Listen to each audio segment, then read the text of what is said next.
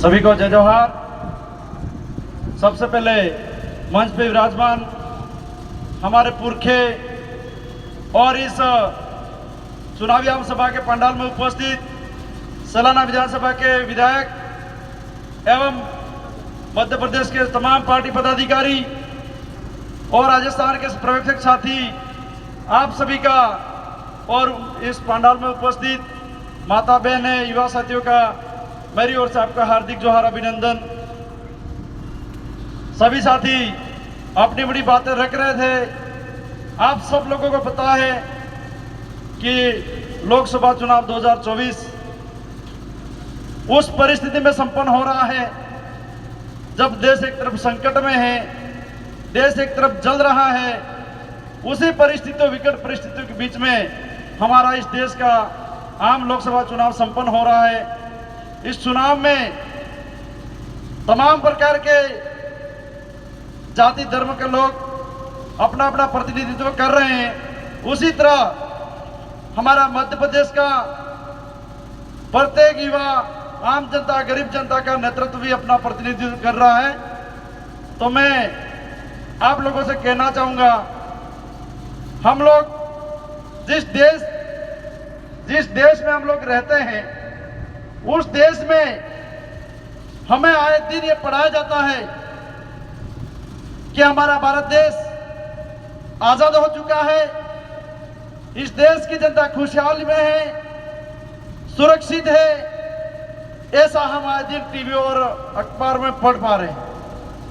लेकिन आप लोगों को देखकर और यहाँ की स्थिति को देखते हुए मुझे ये नहीं लग रहा है कि देश आजाद हुआ हो। आप लोगों को लग रहा है ऐसा? इस देश में आए दिन सरकार और सरकारों का अपना मीडिया हमें वो चीज दिखा रहा है जो वो लोग चाहते हैं, लेकिन वो चीज नहीं दिखाता है जो वास्तविक धरातल पे हो रहा है।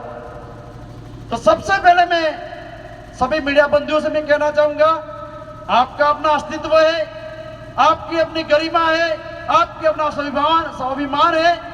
तो आप अपना स्वाभिमान को ध्यान में रखें और धरातल की वास्तविक चीज को जनता के सामने लाए, देश में वास्तविक चीज लेकर जाए। मैं ये शब्द इसलिए कह रहा हूं, हाल ही में कुछ समय पहले एक तरफ मणिपुर जल रहा था, लेकिन आप लोगों ने नहीं दिखाया।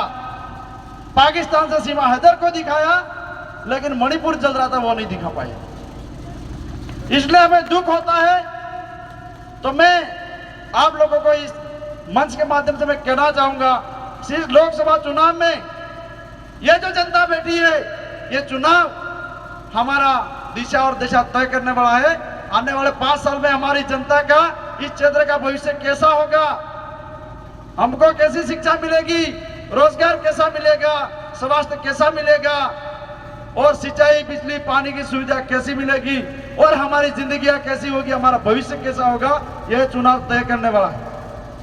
तो आप सभी लोगों से मेरा निवेदन है, आप अपना भविष्य अगर सुरक्षित करना चाहते हैं, आप अपना शिक्षा, रोजगार, स्वास्थ्य बचाना चाहते हैं, जल जमीन जंगल बचाना चाहते हैं और अपने हक अधिकार लेना चाहते हैं, तो आपको इस चुनाव में आगे बढ़कर भाग लेना पड़ेगा और एक सही निर्णय लेना पड़ेगा। अगर इसी निर्णय में आपने गलती कर दी तो आपके 5 साल अंधकार में ही। यह सही समय है। भले 4 साल में आपने कुछ भी किया हो, लेकिन ये जो आखिरी का वक्त है, इस वक्त को आपको संभालना है। साथियों, हम आए दिन हम कितने भी सामाजिक संगठन बनाए, हम लोगों ने अलग अलग तरीके सामाजिक संगठन हमारे साथ में हैं। हमने समाज स्तर को, समाज को जगाने के लिए सामाजिक संगठन बनाए और समाज में काम किया, बेहतरीन तरीके से काम किया और समाज को एक सही दिशा में ले जाकर काम भी किया।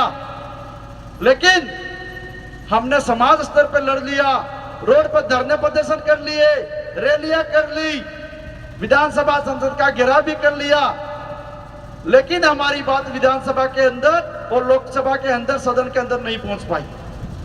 हम रोड पे कितना भी लड़ेंगे, कितने रैली प्रदर्शन करेंगे, लेकिन हमारी बात को कोई नहीं सुनेगा। उसी का उदाहरण, अगर सालाना विधानसभा के लोग जाग गए, समय पे जागे और इन्होंने लड़ाई लड़ी और तय किया हम रोड पे कितना लड़ पाएंगे नहीं लड़ पाएंगे, तो हमें तय करना है कि हमारी रोड की आवाज की, धरातल की आवाज को हम विधानसभा में पहुंचाए। इसलिए इन्होंने एक विधायक को चुन के भेजा। तो वहां की जो आवाज है वो विधानसभा के अंदर जाके गूंज रही है। राजस्थान के आदिवासी जाके, तो वहां के आदिवासी ने तय किया कि हम रोड पे नहीं लड़ सकते, रैली प्रदर्शन नहीं कर पा रहे हैं। तो इन्होंने बात तय किया और 2018 में 2 विधायक जिता के भेजे, और अभी वर्तमान में 3 विधायक चले गए और उसके बाद भी सांसद भी जा रहे हैं। तो मैं आप लोगों से कहना चाहूंगा, हम कितने भी रोड पर लड़ेंगे, रैली प्रदर्शन करेंगे, लेकिन हमारी बात को कोई सुनेगा नहीं। और ज्यादा प्रदर्शन हम करेंगे अगर, तो हमको देशद्रोही, आतंकवादी, नक्सलवादी का टैग लगा करके हमें जेलों के अंदर बंद कर दिया जाएगा। इसलिए आप सभी लोगों से मेरा निवेदन है कि अगर हमको हमारे हक अधिकार वास्तव में लेने हैं और हमारे आने वाले भविष्य को सुधारना है, सुरक्षित करना है, तो हम लोगों को हमारा राजनीतिक प्रतिनिधित्व भेजना होगा।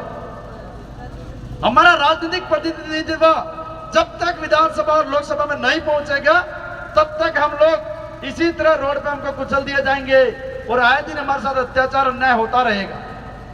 इसलिए आप सभी से मेरा निवेदन है, आप भले कितना भी अलग अलग संगठनों में काम किया होगा, आप अपने संगठन चला रहे होंगे, लेकिन आपसे मेरा अनुरोध है, आप लोग जो व्यवस्था, जो सिस्टम हमने राजस्थान में अपनाया है, वही सिस्टम आपको बताने आए हैं। क्योंकि वह सिस्टम वहां पे हमने लागू किया तो हमें सफलता मिली है, हमने इसको आजमाया है, हमको इसके रिजल्ट मिला है, इसीलिए आपके पास आए।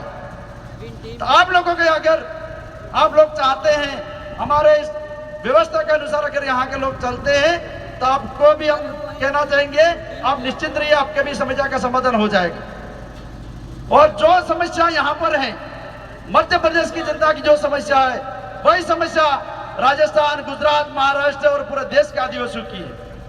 और यह समस्या आदिवासियों की ही नहीं, इस देश के एसटी, एससी, ओबीसी, माइनॉरिटी और इस देश में जितने भी लोग हैं, निवास करने वाले सभी लोगों की समस्या है। इस देश में हर व्यक्ति दुखी है, नेता भी परेशान है, जनता भी परेशान है, प्रशासन भी परेशान है। और देश का नेता, देश का प्रधानमंत्री कहते हैं देश सुरक्षित हाथों में।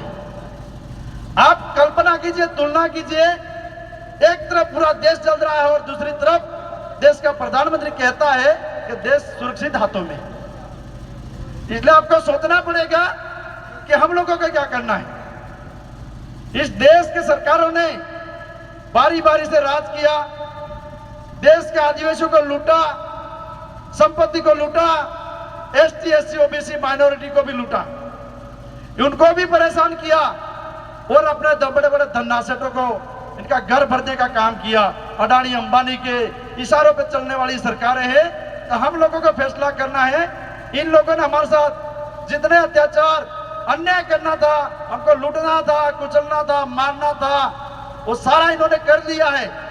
अब समय हमारा है, अब बारी हमारे पास में है, गेंद हमारे पाले में है। तो हमको तय करना है, इन्होंने अत्याचार किया, अन्याय किया है, तो उसका जवाब देने का समय आ गया है। आप लोगों से मेरा निवेदन, आग्रह है कि आप आने वाली 13 तारीख को लोकसभा चुनाव है, उस दिन आप अपना अन्याय, अत्याचार और आपके साथ जो शोषण हुआ है, उसका जवाब देने का समय 13 तारीख को जवाब देना है।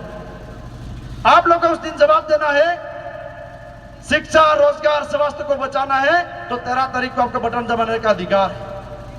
अगर आप अपना भविष्य सुरक्षित करना चाहते हैं और हमारे क्षेत्र को बचाना चाहते हैं, इस देश के आदिवासियों को बचाना चाहते हैं और हमारे भाई को बचाना चाहते हैं और हमारे संवैधानिक हक अधिकार को अगर बचाना है, तो हमको 13 तारीख को दिन पॉलिसिंग गवर्नमेंट के नाम पर बटन दबाना होगा और उसी दिन बटन दबाएंगे और उसी दिन तय होगा।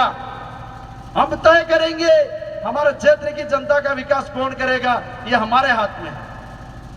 और यही बालू सिंह गवर्नमेंट आपके बीच में है। इनका टिकट भोपाल और दिल्ली से नहीं आया। इनको टिकट किसने दिया आपको पता है?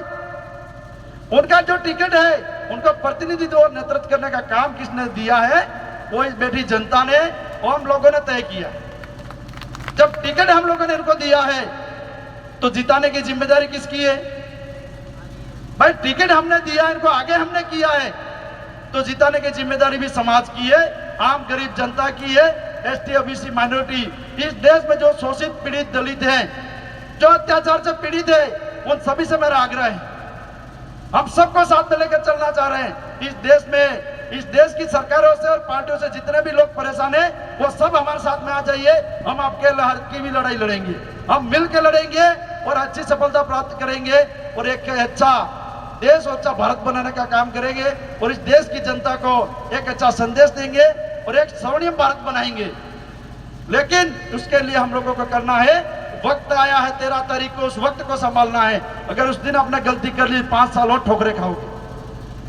तो मैं अंत में इतना ही कहना चाहूंगा, आप लोगों ने 4.5 साल तक मेहनत करी है, सामाजिक संगठन चलाए हैं, उन संगठनों में रात दिन जंग जागरण किया, लड़ाई लड़ी है, वो लड़ाई आपकी बेकार ना जाए, इसके लिए आपका भारत आदिवासी पार्टी का जो बैनर है, उसके अधिकृत उम्मीदवार है बालू सिंह गामड़ और हॉकी बॉल का निशान है, उनके ऊपर निशान के ऊपर आपको बटन दबाना है और अपने हक अधिकार की लड़ाई को लड़ना है। आप सबने मेरी बात को सुना, इसके लिए धन्यवाद। आप सबको जय जोहार, जय आदिवासी, जय भीम, जय संविधान, जय भारत। बहुत बहुत धन्यवाद धनराज भाई। और हमारे बीच में